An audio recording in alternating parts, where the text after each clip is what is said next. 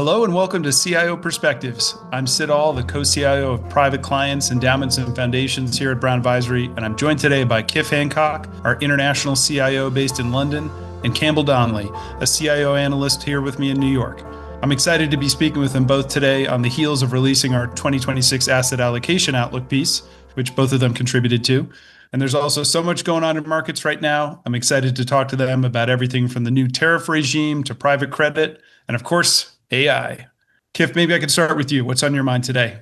Well, I think the elephant in the room is what is the impact of AI on business today? And specifically, what is the impact of AI on software? Obviously, software has been in the crosshairs of AI recently, and it's a question we get from investors, clients, everyone across the Brown Advisory ecosystem. And I just think it's such a broad question that needs so much nuance. It's almost ridiculous how much nuance it takes. But one thing we know for sure is, as a firm, we have been structurally overweight software for a number of years and underweight tech hardware. So by that, I mean names like Microsoft is a big position inside the firm, other names like Intuit that people may be less familiar with unless you do your taxes. And names we're slightly underweight are names like NVIDIA and other tech hardware names. And what we've seen in the market is a premium rising on tech hardware is seen as the safety trade and a real sort of derating across a lot of software names. And I think the question is, to what extent can AI eliminate, replace, or disintermediate software business models? And it's not just in the equity stack. We see it in the private credit stack right now with a lot of private credit investment offerings selling off pretty meaningfully because they have large software exposure by these sort of sponsor-backed private equity firms that we're all familiar with. So we're going through, and I think just trying to understand, which I don't think anyone has the answer to, but what is really the risk profile of each individual name. And what I fear, Sid, is that it's going to be a long time before we really get clarity or have some sort of confidence. Where I sit today is I think it's more complicated than just simply vibe coding some kind of software and replacing what's in a very well-established ecosystem, because I think it's a lot more than code where the value is created, albeit I do think AI is going to disrupt certain software names. So it really just consumes a lot of my time and a lot of my thinking at the moment. Totally agree with you there. I'm sure we're going to talk more about software and the specifics of what's going on. Campbell, to you, what's on your mind today? Kif hit on a lot of it. It's hard to not be thinking about the recent sell-off in industries that are perceived to be vulnerable to AI disruption. And beyond software, this is now extended to some of the payment service companies, asset managers, et cetera. And something that seemed familiar to me and what we hit on in the outlook is the market seems to be reacting to industries as a whole, labeling whole sectors as losers or winners. And we're seeing a lot of companies trading based on market reaction, not necessarily by a meaningful change in the fundamentals of these businesses. And something we hit on the outlook is last year we saw the opposite, where there were a lot of companies that were trading at really high extreme multiples because of the perceived benefit that AI would have in these businesses without real proof of that benefit in the fundamentals. So it's not necessarily entirely a bad thing to have a little more discernment in the market on who will be the real beneficiary. And this broad dislocation will hopefully present some really attractive opportunities. And like Kif said, it'll be interesting to hear where our internal investors and then also external managers are differentiating between each business model to see which teams can really navigate through this environment. Sid, what's on your mind? A lot of the same things. Really, the two big things are the AI disrupting everything action in markets. And adding on to that is a recent article that was circulating in the financial world by this group called Scrutiny Research that moved markets this week. The article was titled 2028 Global Intelligence Crisis. I'll get into that in a minute, but on the AI disrupting everything, it's just been a wild few weeks. Every day, as you mentioned, Campbell, there's some new industry that Anthropic is going to disrupt as they release new products. Every new tweet leads to just this blanket selling, this fearful selling. One of our portfolio managers, Bertie Thompson, referred to this phenomenon as the AI Death Star, which I think seems pretty appropriate. The most recent bout of this hysteria started with Anthropic's improved coding application, Claude Code, and that led many experienced software engineers to suggest this year they're now coding using nearly all AI assistants. So no more coding language, just the English language to tell AI what to do. Then we had this release of Claude Cowork and all sorts of industry plugins for sales and marketing and legal and other functions. And that stoked fears even further that not only would software be easier to create, but all these AI companies were innovating and designing AI applications faster than the incumbents.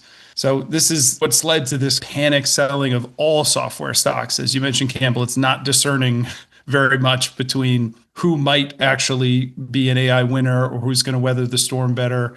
It's just reacting to this apparent lowering of the barriers to entry for designing all software and noting that the incumbents seemed like they're on their heels. So investors are beginning to question the moats around these businesses and the valuations they're willing to pay.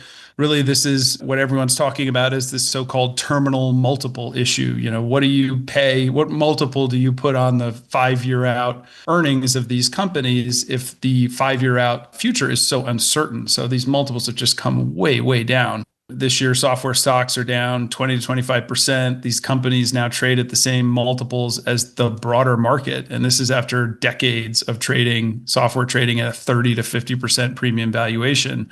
And Campbell, you noted this is happening when there are basically zero fundamental signs yet of growth slowing or margins coming down. It's just all about future uncertainty. So part of this move is certainly warranted. There were some software stocks trading at absurdly high valuations. They're giving away tons of stock-based compensation.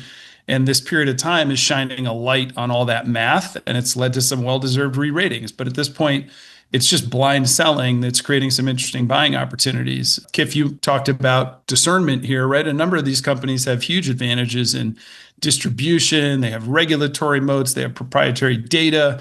They have other things that these AI native startups, they just can't vibe code into existence. And so many of these leaders in the market are trading at cheap multiples on GAAP earnings, including that stock-based comp, and they're already pricing in a pretty bad outcome. And Campbell, as you noted, it's interesting that these moves didn't stop at software. The release of Claude Code Security led to a big sell-off in cybersecurity stocks. Fears of AI creating research and credit reports led to sell-offs in data services companies like Reuters and S&P, Moody's, and FactSet. This fear of agentic AI and what that means for how consumers pay for goods led to sell-offs in MasterCard and Visa. Adding fuel to this fire is this scrutiny article. And it's such a 2026 situation. You have this relatively unknown writer on Substack. He publishes a fictionalized research note set in 2028 about a dystopian AI future, and it actually moved the market. The author paints this vision of AI adoption leading to rising unemployment, software budgets, displacement of a wide variety of business models, and just generalized market chaos.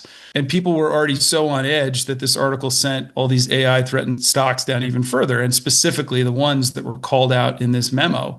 And I guess one can only assume that there's quantitative traders piped right into this kind of viral news and research, and it's programmed into their models, and the market reacted based on this. Perhaps equally as interesting is that all of this volatility in software and some of these other areas is happening at a time where the S&P 500 is basically flat on the year. So it's all under the surface that we've had this incredibly high volatility. So then you might ask, okay, great. So what are people buying if they're selling all of these other stocks? There's been a flood of capital into hard asset businesses, industrials, aerospace, energy, utilities, also defensive stocks like consumer staples. And it's led to some really unusual situations where you look at consumer staple stocks, they have literally zero earnings growth, and they're trading at a higher valuation multiple than tech stocks, which are growing their earnings 25%. Industrial stocks are at their highest valuation in decades as people are running towards these businesses that are less likely to be hurt by AI. We've also seen some marginal capital flows redirected outside the US to Europe, Asia, emerging markets. I'm excited to talk about that with you, Kif. So the level of panic we've seen in certain segments of the market seems to be setting us up, I would say, for some real bargain opportunities right now. And I'd also say, I think we need to reevaluate some of these high quality industrial businesses that we own, given how much valuations have risen. But Campbell, this is a good time to weave in some of the main topics from the Outlook piece. And it's somewhat related to this underperformance of quality stocks. We wrote about this before the big moves in 2026, I'd note, but Maybe you could define for us what is a quality stock, and can you give us a sense of how much quality stocks are underperforming? Yeah, definitely. The way we think about quality investing is about owning businesses that can sustainably create value over long periods of time by focusing on the fundamentals of those businesses. And so we'll look specifically for businesses that have durable earnings, high return on invested capital, positive, sustainable free cash flow, strong balance sheets with manageable amounts of leverage. And this was really out of favor in 2025. The S&P has a index that is more quality oriented, so you can track the two next to each other, and the same thing for the MSCI All Country World Index. So last year, the S&P Quality Index that is screening for companies that are more focused on those attributes that I just described trailed the broader S&P index by about 450 basis points. And then similarly, the MSCI All Country World Quality trailed the MSCI All Country World Index by about 420 basis points. So this was a year where companies that do not prioritize earnings and high returns on invested capital and maybe run with higher leverage were really leading the market. And I think a lot of that is what we were alluding to earlier, where the market expectations of growth for these companies, potentially because of AI benefits, was prioritized over actual business fundamentals in a lot of different cases.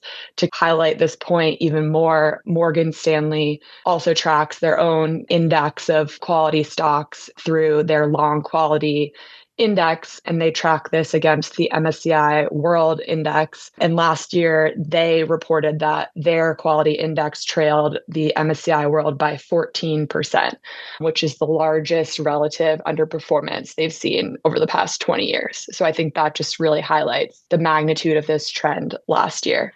We've started to see in the beginning of 2026, quality stocks start to outperform a little bit more, but it'll be interesting to see how that shakes out for the rest of 2026 based on recent market moves. Yeah, it's important to note that there's no one way that people measure quality or construct quality benchmarks. Right. And we definitely saw a pretty wide range, but the estimates are anywhere between 4 or 5% to, as you say, 14% underperforming of quality stocks. It was definitely just a tougher year because, as you say, people were focused on the very, very far out future and what it could be in this fast rate of change of AI. I'm curious, Kif, what do you make of the struggles of quality investors right now? Well, it's just interesting, the definition of quality. In simple terms, we think about quality as very durable, visible, long-term cash flows. Businesses that are easy to predict, where we have a good level, if not a high level of confidence of what those cash flows will look like in the medium, if not the long term. And if you go back, it's amazing, 30 to 35 years, quality was arguably defined by physical assets that were almost impossible to replicate. I mean, you thought about whether it was physical assets or things like railroads, where, we're never going to build another railroad. So you basically have sort of an oligopoly that's almost impossible to replicate. And then with the rise of the internet and e-commerce, quality kind of rightfully morphed into intangible assets because you got higher returns on invested capital, given the nature of those assets. So every dollar invested by a Microsoft, a Google, and Amazon, well, maybe Amazon, the best example, Microsoft, Google, and other sort of businesses with a lot of intangible assets, more of that capital flow to the bottom line. So they rightfully enjoyed higher multiples. But now we're coming full circle with the rise of AI and sort of the risk of disintermediation amongst these intangible assets. A lot of investors are now shifting back towards these physical assets, saying these are the old schools, the new school, the barriers to entry, whether you own a railroad, whether you have a big sort of physical plant that AI can't replicate, or you're building the backbone of AI infrastructure through the data centers and all the infrastructure that goes into them, whether they be the chips or the power supply, what not be. So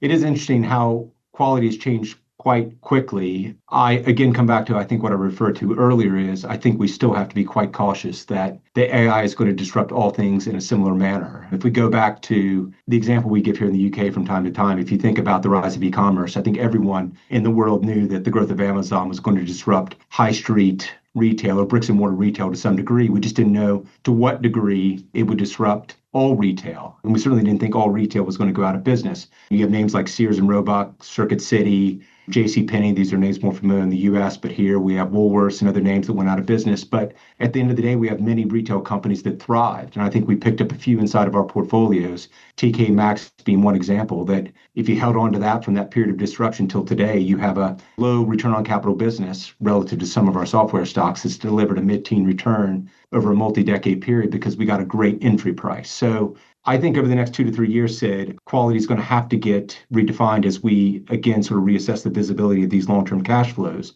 But I think we're also in a period where if we're diligent, and we're thoughtful, and we really think about the long term, there are a lot of best-in-class business models today that can arguably be picked up at bargain-based prices. So I'll turn it back to you. I'm curious your views on what's driving the underperformance and what could lead to a rebound, long-term record of quality outperforming. Can that continue? I think it's really interesting you bring up the Amazon piece because it was the Amazon Death Star during that rise of e-commerce. And as you say, there were definitely a number of casualties, but take a look at your Bloomberg screen today. You'll see Walmart, which was considered in the crosshairs, is at $1 trillion market cap and trading at 45 times earnings. They're definitely incumbents that were able to adapt and really prosper during that period. And I think that's going to be where the rubber meets the road for us as stock pickers. Just more broadly, right? Quality businesses tend to outperform over long periods of time because they provide superior products and services. They have pricing power. They generate high returns on capital, and they have the ability to play offense when times get tough. They don't tend to outperform in rip-roaring bull markets or times of great speculation, or right now, maybe when their quality and their moats are called into question. When investors are speculating on small modular nuclear reactors and quantum computing or certain pockets of AI, valuations and quality get pushed into the background. And I think that sets up well for us long term. In the end, the best thing about quality investing is time is on your side. These businesses are compounding their value at a fast rate. Their valuations come down really quickly if their stock prices don't move or if they go down. And I think soon it'll just be too tempting for many investors to buy some of the best businesses in the world at discounts to the broader market with great future return prospects. So I can't help myself, but a couple of examples we see today. I mean, Microsoft is one. This is one of the best businesses in the world. It has a 38% net profit margin. It's growing those earnings 15 to 20%. Its cloud business is growing 40%. And now it trades at a market multiple. So it's being valued like an ordinary company, and it's not. The stock's down 20% this year. It's astounding. Only half of the business is software today. And that software business is probably one of the most defensible software businesses in the entire industry. The value and the security that we get versus the cost that we pay for the service is incredible. And their ability to be a fast follower with new innovations, it's always been there with Microsoft, one of their defining characteristics. So it's one of the largest positions across portfolios today. And it just seems like a fantastic future return, potentially, for such a high quality business. Amazon's another example, not a software business, best retail business in the world, and the largest cloud business in the world. They're growing their earnings 20% plus. Their margins are increasing towards the mid-teens, and it's trading at a market multiple of 22 times. I just told you Walmart is trading at 45 times earnings. Walmart has much lower margins and slower growth. This appears to us one of those opportunities being presented in the market today within software. Industry leaders like Salesforce and Workday, these stocks are down 30 to 40% this year, and we're starting to see some of our managers buying. They both have about 25% profit margins. They're projected 20% earnings growers, and they're trading at 12 to 13 times earnings. So it's a 40% discount to the broader market. And we're getting to the point where that kind of valuation is pricing in a pretty high probability of obsolescence. Visa and MasterCard, also some of the highest quality businesses in the world, irreplaceable, dominant payments networks that work with banks, merchants, customers, and that network that they have is nearly impossible to recreate. 50% profit margins growing in the mid-teens for those earnings. And these two companies now trade at basically a market multiple when they typically trade at 50% plus premiums to the market. Why? I guess fears about stable coins or agentic AI. I personally don't see it the same way as the market might right now. And that's another example of a place I think where we and our managers have been leaning in. Rating agencies, thinking about S&P and Moody's, looking at S&P, 30% net profit margins, growing earnings in the mid-teens, and now trading at a market multiple. This is a business with proprietary data advantage, an effective regulatory moat in their ratings business. They deliver real value to their customers in the form of lower costs of borrowing for their ratings, and they keep a tiny percentage of that. This is an ecosystem that I think will be pretty hard to upset with AI. London Stock Exchange, another great business, proprietary data across their exchange and their index business with FTSE Russell, critical infrastructure in capital markets and clearing, 20% net profit margin growing at 10%, and the business is trading at 16 times earnings. It's the lowest level of their valuation since the Eurozone crisis in 2011. And due to fears over perhaps their workspace financial software segment and maybe some of their aggregated data business, but in our view, AI is more likely to be helpful than hurtful to them in a business that needs their proprietary data and their complex relationships and workflows with the banks. So these are just a few examples of the quality companies that we see on sale due to this AI Death Star. And meanwhile, investors are cramming into staples and industrials at decade high valuations. I just think it's a really interesting market. And I would guess that it's setting up to be a great time for picking off some of these quality companies. Campbell, another topic that we hit in the outlook is market concentration, as well as similarities or differences with the late 1990s. Can you just update us on this topic? How concentrated is the market today, and what are some of those key differences from what we saw in the late 90s?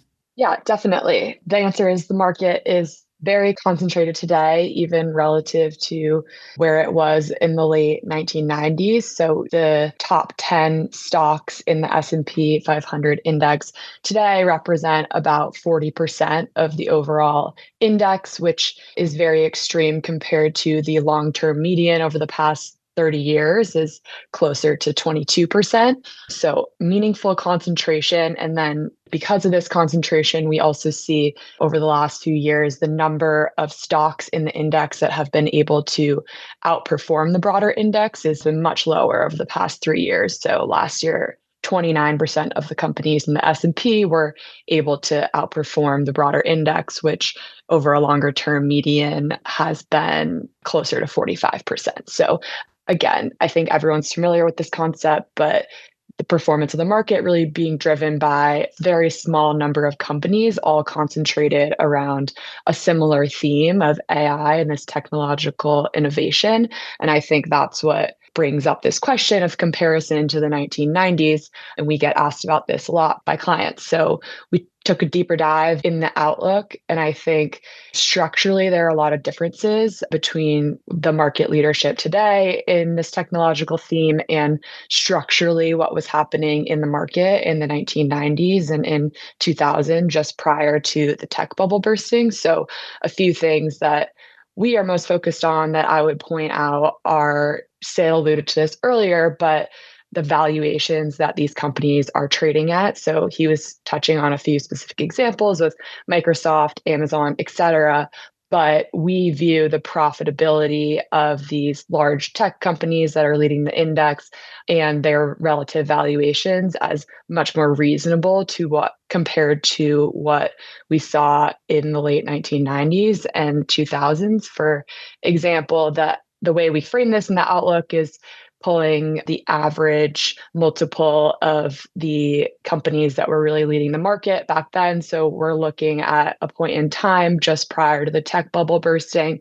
And these are names like Cisco, Oracle, Nortel Networks, Microsoft, Intel, Lucent Technologies, and IBM. And the average multiple that those companies were trading at the time was 56 times earnings. And today, this has come down even further given performance in the first couple of weeks of the year. But the average multiple for the Mag 8, as some might call it, Apple, Broadcom, Amazon, Alphabet, Microsoft, NVIDIA, and Meta is 27. So that's a meaningful difference. And I think Sid's point of where these companies are trading relative to the market and the value that they're able to generate we view as very reasonable. Another thing we think is important and have looked a lot at is just the health of their balance sheets. So the balance sheets of these large companies is much healthier than they were in the late 1990s when you saw these technology leaders running with much higher levels of leverage, which obviously poses a lot more risk. And then the last thing that is looking a little more broadly at the market environment is IPO volumes were extremely high in the late 1990s. And at its peak, you saw first day returns average over 70%. And we have not seen activity go anywhere near those levels recently. So that's something we're keeping an eye on, but gives us more comfort that we're not structurally in the same environment that we were in the late 1990s. I think it's really important, a number of the points that you made, the valuation point, the quality of balance sheet point. And as I just walked through, there's a number of those companies that we actually very specifically feel like are presenting good opportunities right now. All that being said, we also have to acknowledge that given the concentration of the market today and the fact that a lot of these companies are fishing in the same waters in cloud computing and in AI, again, companies like Microsoft and Amazon are not being treated right now at this moment as potential AI beneficiaries, but their businesses are somewhat tied to AI. This is a really concentrated market. And if you're going to get 100% of your equity exposure just from an index, this isn't your father's or mother's index. This is the most concentrated market we've seen in over 50 years. And I think this time period calls for a blend of active management alongside any passive that you have because of that, because it's just such a concentrated individual bet. We have to think about that risk when we're constructing portfolios and diversification as well. I'm sure we'll get into that when we talk about international investments as well. But Campbell, another thing we wrote about is this so-called K-shaped recovery. Could you set the stage a little bit for what we're seeing in terms of the economic struggles for lower income consumers and what impact that might be having on the overall economy? Yeah, definitely. When we talk about the K-shaped recovery, we're really talking about the divergence in the consumer here. So on the top branch of the so-called K, higher income households have largely benefited from rising stock prices and increases in their home value and are really now driving a disproportionate share of spending in the economy.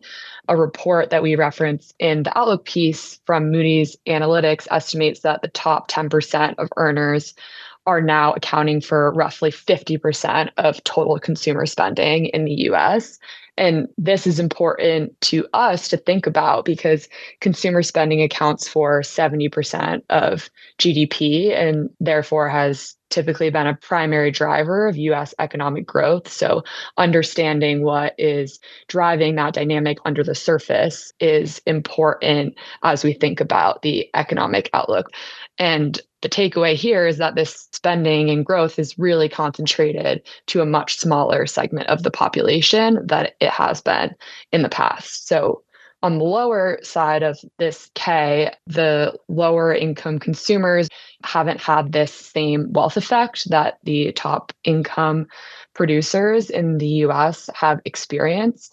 They're more price sensitive today. We're starting to see some behaviors of them trading down in quality, and in some cases relying more on tools like buy now, pay later to manage their cash flows on a day-to-day basis. So I think the overall takeaway for us is that because the consumption has been so concentrated in this upper end of income earners, which are still healthy, their wages are increasing and they have very healthy balance sheets. We haven't necessarily seen this impact on economic growth in a dramatic way. And we also see that lower income consumers are not necessarily feeling extremely negative side effects. They have not experienced the wealth effect that the highest income earners have benefited from. So this is an important point for us to monitor going forward in case there are further shifts in this contribution to consumption. And then also if there were to be a behavioral change in the higher income earning cohort, this could have an outsized effect on consumer spending. But Sid, you have spent a lot of time on this topic as well. What are your thoughts on the K-shaped recovery and how we're thinking about it? Well, I think you hit a lot of the really important points. And I will say there's been a little bit of relief in the last couple of years to lower income earners because wages have begun to rise at a faster rate than inflation. It was a really tough time when inflation was running at 7, 8, 9% and wages were not keeping up. So I would say very near term, the last year or two, we've seen some relief. But more broadly, I just see this as an uncomfortable fact for all developed economies. They become more lopsided over time in both income and wealth. You have the compounding effect that leads to inequity and some real economic and political risks. I mean, this is the cause of rising populism across the world, and it threatens the arrival of some dangerously counterproductive policy responses, from price and rent controls to stifling regulations that can constrain supply of goods and services and housing. And this is one reason that I was excited to see, and we wrote about in the Outlook, the Invest America Act, which provides every child born in the country with $1,000 in an account that's going to be invested in S&P 500, basically, along with some provisions for family members or employers to add to these accounts. Michael and Susan Dell made this enormous related $6.5 billion gift as a generous add-on. I just think it's so crucial that every family in America feels connected to the success and is financially connected to the success of corporate America. We need more of this. We also wrote about the rising participation of young people in the markets in our Outlook, and that can be a positive as well. We've seen a 5x increase in the number of 25-year-olds that have investment accounts in the past 10 years. Some of this was really accelerated in that 2020 period with Robinhood and opening up of accounts. And while we write about, and I'm quite sure some of the activity in these accounts is not nearly as responsible as buying the S&P 500 or some of the quality stocks that we just talked about, I do see this as a positive development. As we note in the Outlook piece, it's having an impact on how markets are trading.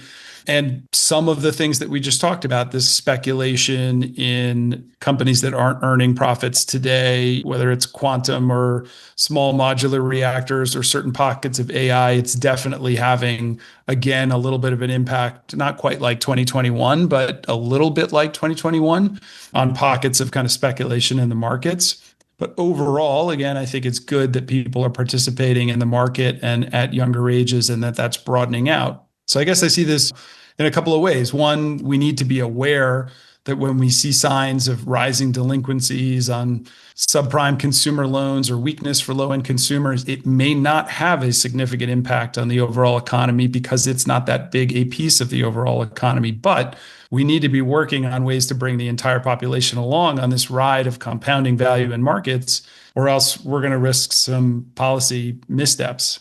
Campbell, another somewhat concerning development we wrote about in the Outlook piece is rising youth unemployment. Do you want to talk a little bit about what we're seeing there and how much of this might be driven by AI? Yeah, this is something we've been watching closely. If you look at the data, youth unemployment has clearly moved higher over the past couple of years, more so than for other age groups. In the chart, in the Outlook piece, we show unemployment for ages 16 to 24 has risen to about 10.4%, which is meaningfully above where it was in 2022 and above the 15-year median. It is important to note that generally for this age group, the unemployment rate is higher than other age groups, but I think the rate of change we've seen in this age group has been more stark than other age groups over the past couple of years, and it also is now above this longer term median. The natural question is how much of this is AI, and this isn't as straightforward to pull out of the data, but Stanford recently did a study diving a little bit deeper into this, trying to extrapolate the impact of AI on hiring patterns and employment for this younger age cohort. They were specifically focused on what they call early career employees, and this is specifically individuals ages 22 to 25. And what they did was parse out what they view as the most AI exposed occupations, which would be examples like customer service roles, secretaries, administrative assistants, things that they viewed as pretty easily replaceable with AI tools. And then they also did the other end of the spectrum, which is less exposed roles that are maybe more physical or manual. So this is things like janitors, laborers, freight movers, things like that, and everywhere in between. And a few takeaways they had from this study were there is a more noticeable impact in hiring patterns for more AI exposed roles, which I think makes sense. They saw the largest trend in this really start in 2024, which I think intuitively makes sense when you think about how quickly these AI applications have innovated since they were originally released and the progress that has been made in how useful AI applications can be in the workplace. And I think another important thing to note is that they really saw the biggest impact in new individuals entering the workforce and having a hard time finding jobs. So they didn't necessarily see a noticeable impact on layoffs or decreasing compensation for individuals in this age cohort. The biggest change that they saw was really in hiring patterns. So companies just taking the time to analyze whether they really need to hire an entry-level individual. I think anecdotally, knowing people who have recently graduated college looking for employment, this makes sense with what I've heard from their experiences. And overall, the Federal Reserve Bank of Dallas looked at what it estimated what impact this might have. And they estimate that this probably overall only has a zero point 0.1 percentage point increase in aggregate unemployment since late 2022. But I do think it's just an early sign and trend that we'll be watching as AI continues to be integrated into company workflows. It's really hard right now to know how much of this is AI versus some of the overhiring from COVID. And it's something we need to really be looking at carefully. This is a big piece of that scrutiny dystopian future that they were outlining in that research report, that jobs vanish because of AI. It's something that we're looking at really, really closely. And we've seen some of the early signs, but it still feels like it's too early to draw strong conclusions. And as you noted, it hasn't had a huge impact, but it's great work in the Outlook piece and what you outlined there. Maybe we could shift to international topics and bring Kif back in. Kif, as our international CIO, I'd love your perspective on the topic of investing outside the US. 2026 has started off a lot like 2025 finished. So international markets are outperforming the US by a considerable margin. Are you still finding attractive opportunities outside the US? And what is the UK and European perspective to investing in the US at the moment? Are you seeing any signs of dampening appeal of the US? I'll start with Europe. I think I've shared my sort of thoughts on this in the past. I've been fairly cautious on Europe for a number of years. To rattle through some of the headwinds it faces, it has the highest energy costs in the developed world. It has some really weak productivity growth. It faces fierce competition from Chinese manufacturing going right at sort of the industrial base, primarily in Germany. It has poor demographics. It has effectively excessive debt levels at the sovereign state amongst the major countries. Despite all of that, I do think we might be at an inflection point in a period of change where there's some unique opportunities across Europe. And to your question about the relationship with the US and investing in the US, I think one could make a loose argument that it's been I don't have a better way to put it, the active engagement of the current administration towards Europe that has sort of energized Europe to really think about doing things more proactively on their side to really get things moving. And I'll give you a few examples. And this is primarily actually in the alternative space. More often than not, we talk about public equities, but it's actually in the private market side that I think there's some real opportunities in Europe. I'll start with infrastructure. I was at a big infrastructure forum yesterday, and the estimate over the next 15 years is that Europe is going to need to invest roughly 20 trillion across the infrastructure space, and that comes in two primary verticals. The first is just repairing aged and antiquated infrastructure. Anyone living in the UK will know our water problem, our road problem. Traditional infrastructure just needs to be repaired. And governments simply just don't have the balance sheets to do it on their own. So they're going to have to reach out to private capital to get that done. That's one opportunity. On the other vertical side, it's really just the growth, the digitalization, and the need for sovereign AI, sovereign energy, and just the growth of these IT technologies across the European ecosystem. I mean, more and more, when we talk about supply chain resiliency, sometimes we think of tangible goods, but it's really that intangible data that I'm told that a lot of European governments are sacrosanct about, and they want to bring that onshore. So there's a huge building opportunity in infrastructure. The second thing I would point out, and we often talk about sort of European companies trading at attractive valuations, is that more and more private equity are dipping into public markets and taking stakes in public companies where they traded free cash flow yields that are high single digit, maybe low double digit in the industrial space. They have still positive growth, not great growth, but positive growth, but with a little bit of just management enhancement, operational enhancement, you can really deliver high teen, if not low 20s, double digit returns just by doing the simple things that probably been left unkept for a number of years. And we often talk about the risks of AI, and we talked about a lot about the risk of AI earlier in this podcast, but you speak to a lot of private equity executives over here, they would say AI is actually doing small things, not replacing software, but just implementing efficient systems, better ways to do things in industrial companies. And that could be a real value enhancement. And last but not least, I think when we talk about venture capital, all the focus is on the American VC ecosystem, specifically in California, but it was pointed out to me by a journalist at the Financial Times that there's something like 600 unicorns in Europe now. 150 of those are in the UK. That sort of blew me away. I had no idea. It's a topic that's not discussed very often. So while those headwinds still exist, I think there are challenges for Europe. I do think there are some bright value spots that we're leaning into. Quickly on Asia, one thing that came up yesterday, we had a talk by Jose Manuel Barroso, who used to be head of the European Commission, and he spent a lot of time with Xi Jinping and a lot of time in China. He said what is perhaps appreciated about the Chinese economy is that they are going full force to be the leaders in both AI and biotechnology. It may not be reflected in equity markets now, but they see this as a race, particularly with the Americans, for leadership in those two spaces, because that leadership in those two spaces is really going to determine competitive edge in the long term. So I think we need to keep a very, very close eye on Asia. We're seeing some of that being reflected in the hardware names, specifically memory recently with like the SK Hynix, the Samsung Electronics, obviously Taiwan Semiconductor. But there are a lot of other names we follow closely that are doing just as well that are perhaps less known to our audience. And that may just be the tip of an iceberg where there's a lot of value underneath the surface being created. So we're very constructive on Asia. We're picking our spots. The same with Europe.